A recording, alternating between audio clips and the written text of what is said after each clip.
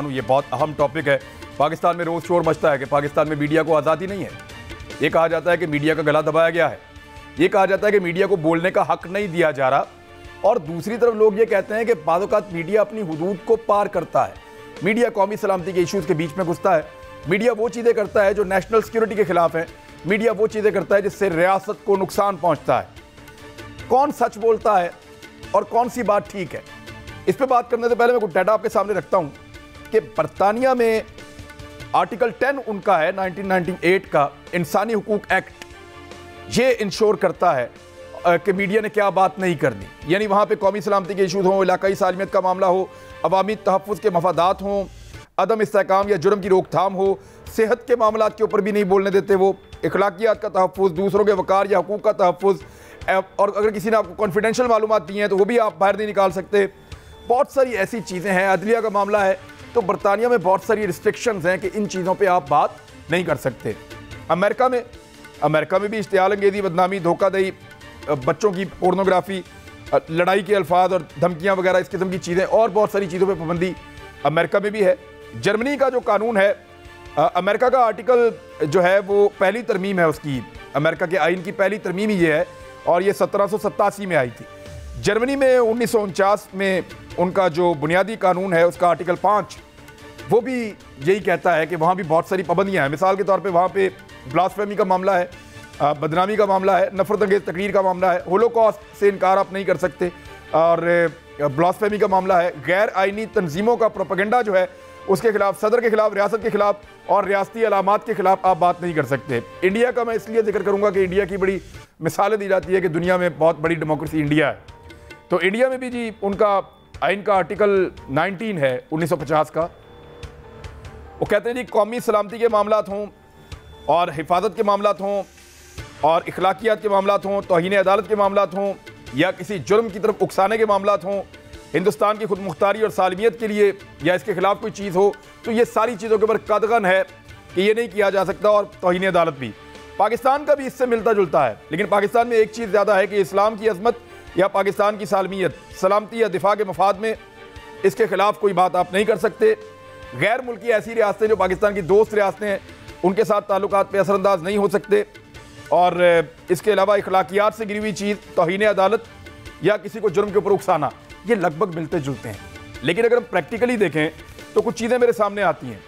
Tony Blair ने Iraq के ऊपर अटैक किया था और उसने अपनी कौम को ये बताया कि वहाँ पे बड़े ख़तरनाक हथियार हैं, मुझे अटैक करना होगा, और वो अमेरिका के साथ मिलकर इराक पे उन्होंने हमला कर दिया। 5 लाख से ज़ायद अफराद जो है वो जाँ बहक हो गए। लेकिन आज तक टॉनी ब्लेयर के जाने के बाद से लेकर आज तक ना उसकी जमात से ना उनसे कभी इसके बारे में सवाल पूछा जाता है, ना कभी इसका मीडिया इसके बारे में बात करता है। MI6 और बरतानवी फ़ौज की तरफ से हमले से पहले इराक के हालात की जो जाँच की गई थी उसके ऊपर भी आज तक कोई बात नहीं की गई।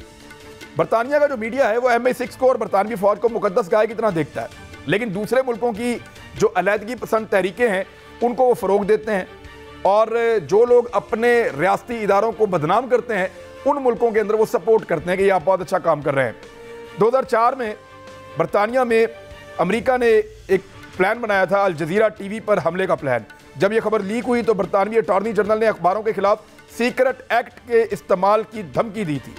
लेकिन कोई दूसरा मुल्क अगर ऐसा करना चाहे तो बरतानिया इस पर शोर मचाता है, और ऐसा लगता है कि बरतानिया जो है वो मीडिया पर हमले वहाँ पे जायज़ हैं, लेकिन बाहर कहीं ऐसा वो नहीं होने देते।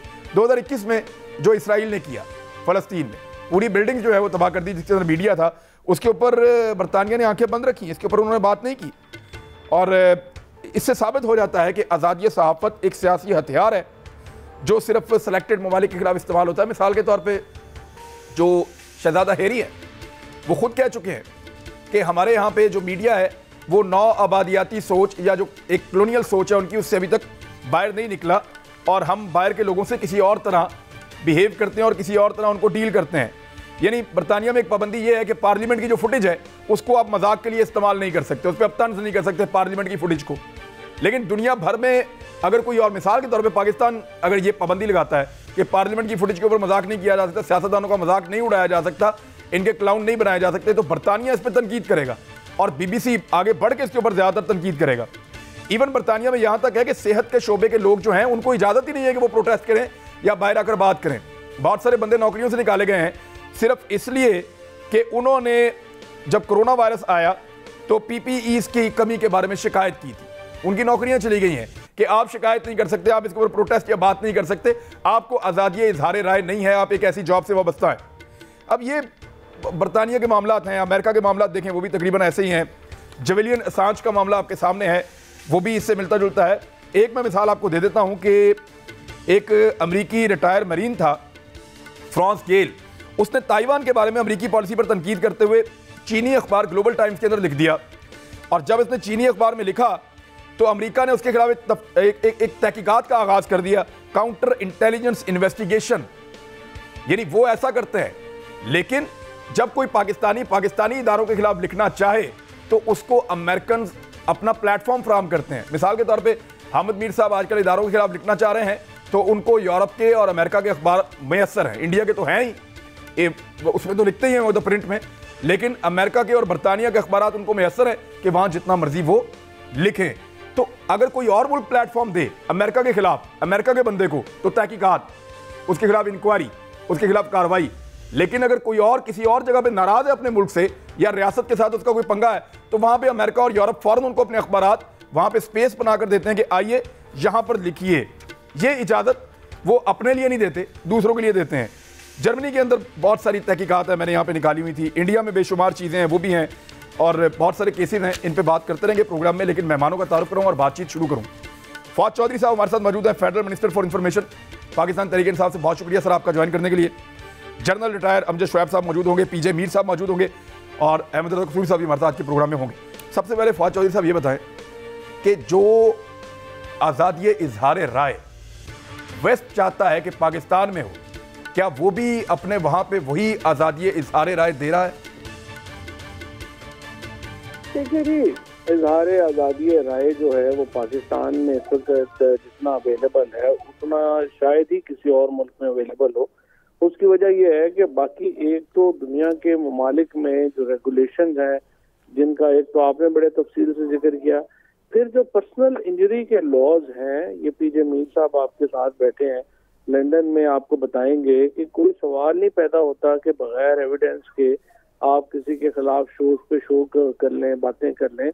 तो वहाँ पे तो अगर ये पर्सनल इंजरी लॉज यहाँ पे हों तो हमारे तो आधे जर्नलिस्ट जो हैं, आधे भी नहीं बल्कि उससे कहीं ज्यादा जर्नलिस्ट जो हैं वो बैंकरप्ट हो जाएं, क्योंकि यहाँ पर तो बैठ के ऐसे ऐसे इल्जाम लगा देते हैं, बाद में अदालत में दादरसी नहीं है, डैमेजेस का लॉज नहीं है, और अदालतें अपने ये कवानीन जो है वो इम्प्लीमेंट करने में फ्रेंकली को बहुत ज्यादा कीन भी नहीं है।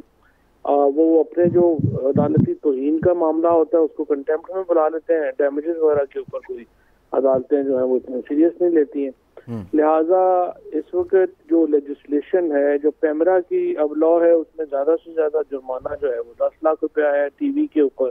अब टीवियों के लिए 10 लाख रुपया तो कुछ भी नहीं हो, तो मजाक है। लिहाजा ये जो सारी चीजें हैं, इनको देख के आप अंदाजा लगा सकते हैं कि पाकिस्तान के अंदर तो जो लेजिस्लेशन है या रेगुलेशन है वो बड़े लूज है, और इसीलिए यहाँ पर उनको बहुत मिसयूज किया जाता है। इदारों के खिलाफ एक पूरी कैंपेन्स बनाई जाती हैं, फिर पर्सनल लोगों के खिलाफ कैंपेन्स बनाई जाती हैं, और उनकी दादरसी नहीं है। सो फेक न्यूज जो है वो रैम्पेंट है, जिसकी वजह से मीडिया को बड़ा नुकसान हुआ है, और मीडिया की क्रेडिबिलिटी जो है वो आम आदमी की नज़र में बड़ी नीचे गई है, और इसीलिए ये रेगुलेशन होना बहुत इम्पोर्टेंट है। जहाँ तक आपने बाहर की बात की है, देखिए वहाँ पर इस वक्त क्या चल रहा है सिलसिला कि एक पूरा बाकायदा नैरेटिव है जिसके जरिए पाकिस्तान को रेगुलेटरी रजीम में ये लाना चाहते हैं, और इसका मकसद ये है कि पाकिस्तान के ऊपर जो जीपीएस है या जो बाकी हमारे रेगुलेशन हैं उनको जो है वो लगाया जा सके, और उसके लिए फ्रीडम ऑफ एक्सप्रेशन जो है उसको एक बहाने के तौर पर इस्तेमाल किया जाता है। जैसे फेटफ में आपने देखा कि उसको एक बहाने के तौर पर इस्तेमाल किया गया, उसी तरीके से ये जो सारे हमारे इस वक्त प्रेशर डालने के टैक्टिक्स हैं उनको इसलिए इस्तेमाल किया जाता है। आप देखिए ना कि अभी फॉर एग्जांपल ये जो रिपोर्ट जारी की रिपोर्टर्स बियॉन्ड बॉर्डर्स ने, हमने उनको लिखा कि आपने क्राइटेरिया क्या बनाया है आज, जिसमें आपने पाकिस्तान को भी शामिल कर दिया और इजराइल शामिल नहीं है, तो उनका जवाब ही नहीं आया। तो ये रिपोर्ट्स आती हैं, इसका मकसद सिर्फ जो है वो एक आप समझिए कि प्रेशर डालना होता है और उसमें फिर हमारे अपने लोग इस्तेमाल होते हैं। तो वहां से खबर चलती है, यहाँ से एक ग्रुप उसको उठाता है और फिर पॉलिटिशियन कोई उसको बना देता है और उससे एक मेन स्ट्रीम हो जाती है चीज। इसराइल में तो रोज मारते हैं वो सहाफियों को, टॉर्चर करते हैं, घसीट के ले जाते हैं, लेकिन उसके ऊपर वो बात नहीं करते। रिपोर्टर्स विदाउट बॉर्डर की आप बात कर रहे हैं, लेकिन सर क्या पाकिस्तानी सहाफी जब लिखना चाहे पाकिस्तानी इदारों के खिलाफ तो अमेरिका और यूरोप के अखबारात में स्पेस मिलती है, लेकिन क्या अमेरिकन के खिलाफ अगर वो लिखना चाहे तो ये स्पेस अवेलेबल होगी उसके लिए?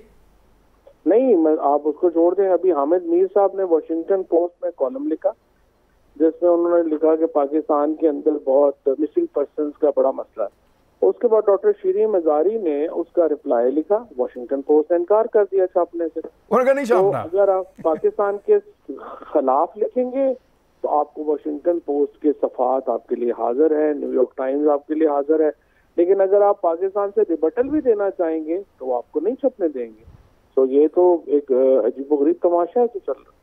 नहीं, लेकिन देखें फवाद चौधरी साहब, इसमें रियासत की भी तो कहीं गलती है ना। देखें हम एक तो कानून बना नहीं पाए और उनको इम्प्लीमेंट नहीं कर पाए, हम अपना फायदा सोचेंगे ना, लोग तो नहीं सोचेंगे। शर्मीन उबैद चुनाए हमें पूरी दुनिया में रुसवा करवा के वहां से एक ऑस्कर लेकर आई और यहाँ पे प्राइम मिनिस्टर हाउस के दरवाजे उसके लिए खोले गए और उसको यहाँ प्रोटोकॉल दिया गया, उसको एम्बेसडर बनाया गया मुख्तलिफ कंपनीज की जानिब से। यानी हमारा एक रवैया भी तो ऐसा ही रहा इन लोगों की तरफ। देखिए, वो तो पाकिस्तान के अंदर जो मसाइल हैं उसके ऊपर लिखने में प्रॉब्लम नहीं है और करने में भी कोई प्रॉब्लम नहीं है। प्रॉब्लम ये आ जाता है कि जब आप एक प्रोपेगेंडे का हिस्सा बन के ये कहें कि इस तरह से ये मामला जो है वो चल रहे हैं।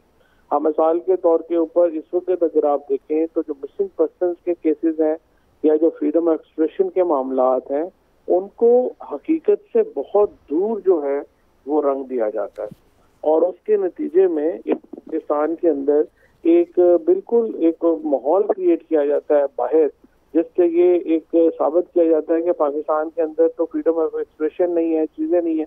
हालांकि फ्रीडम ऑफ एक्सप्रेशन का पाकिस्तान में कोई मेजर प्रॉब्लम नहीं है। यहाँ सोल्यूशन क्या है, क्या करेंगे आप? 47 क्या करेंगे, सोल्यूशन क्या है? नहीं, हम इसके ऊपर लेजिस्लेशन ला रहे हैं, रूल्स ला रहे हैं और जो इस वक्त हम चाहते ही हैं कि जो रेगुलेशन और रूल्स हम लेके आए वो मीडिया की उसमें इनपुट हो और उसके साथ हम लेके आए, तो उसके ऊपर हम इस वक्त पूरी कोशिश कर रहे हैं और उसको इंशाल्लाह हम लेके आएंगे। थैंक यू वेरी मच, बहुत शुक्रिया। फवाद चौधरी साहब हमारे साथ मौजूद थे। साहब